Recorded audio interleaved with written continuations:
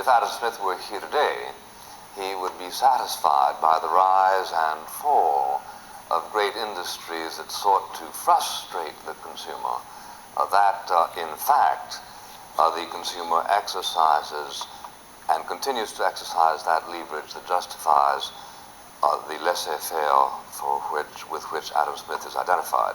I would remind you that most of the mammoth corporations you pointed to in one of your books as dominating us as though we were mere puppets, or either at this point bankrupt or living off the government. Could I pursue that point and ask which? Well, I exaggerated a little bit.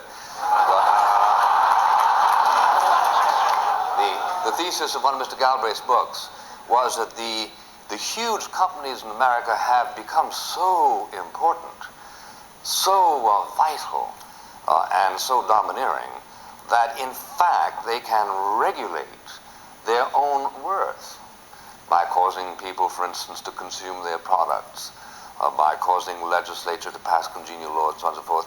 Unhappily, his book was published just when the market slid the value of most of these corporations by about 85%. But this is a datum that Mr. Galbraith, with characteristic savoir-faire, has simply transcended. I certainly don't want to suggest that Mr. Buckley ever exaggerates. What year was it that the market declined by 85%? No, the companies, some of the companies that you mentioned. As a matter of fact, I think Litton Industries is one of them, wasn't it? What? I think Litton Industries is one of them. One of those radio companies was one of them, too. I had a long list. In fact, I recited it to you. Oh, but you said the stock market in general. What's that? Oh, I certainly allow for... Well, the stock market in general went down 40 to 50%. I certainly allow for... In the most recent... I certainly allow for exceptions, but I dined earlier this evening with Mr. Tex Thornton, and I didn't ask him, but I could see from the charmed look on his face that Litton Industries has recovered from that temporary misfortune. Coincidental with your book going out of print.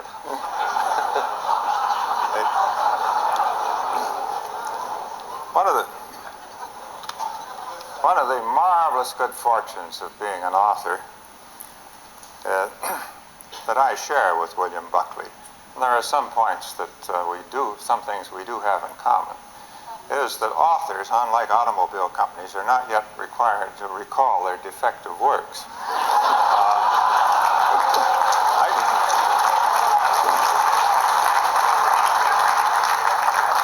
The difference between us is that I have this inner sense of security coming from a long record of valid interpretation, which allows me to make confessions of that sort, and Bill does not.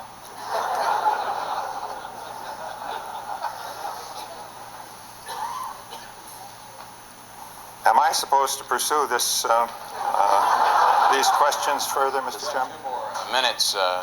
Oh, I have lots more. Bill, where did you get those figures on the elasticity of demand? Is that another exaggeration? I got them from a study published by your colleagues in Harvard. It's not an absolute assurance of accuracy.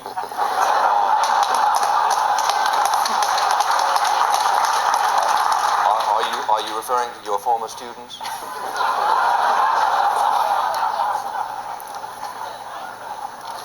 There you go.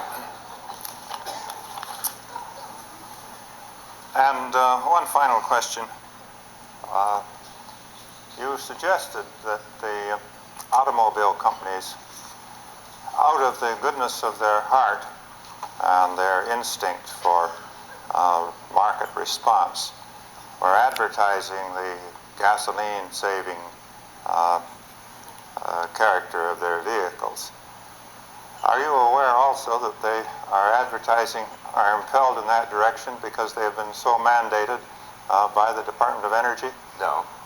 Yeah, they have been. I will help you out on that. You don't advertise what you're required to do. Oh, sometimes. They don't.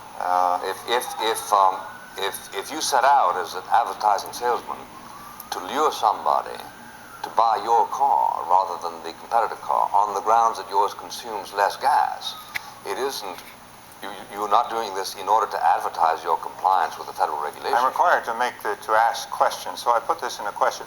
Would you yourself consider what you had previously attributed to the market, and which I now attribute to legislation, and your handling of that, an especially talented evasion?